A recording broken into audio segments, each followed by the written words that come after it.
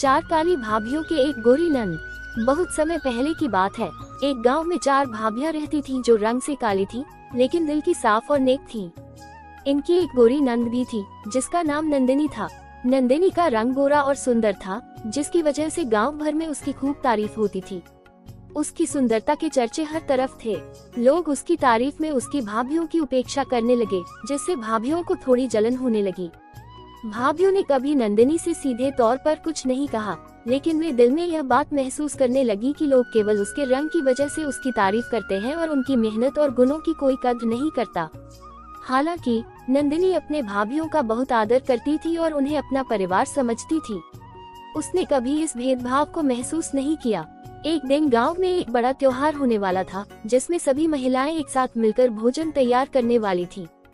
इस काम में भाभियों ने पूरी तैयारी की और खाना पकाने में जुट गईं।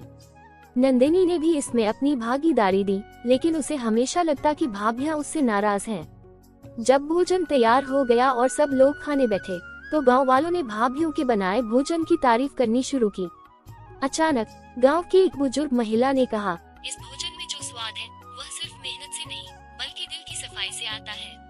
ये सुनकर सभी भाभियों की आंखों में आंसू आ गए और उन्होंने महसूस किया कि असली खूबसूरती इंसान के दिल और व्यवहार में होती है, न कि उसके रंग में।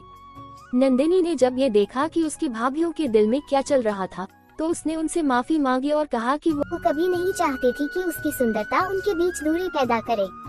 सभी भाभियां नंदिनी को गले लगाती हैं और कहती हैं कि असली सुंदरता बाहरी नहीं बल्कि इंसान के भीतर होती है।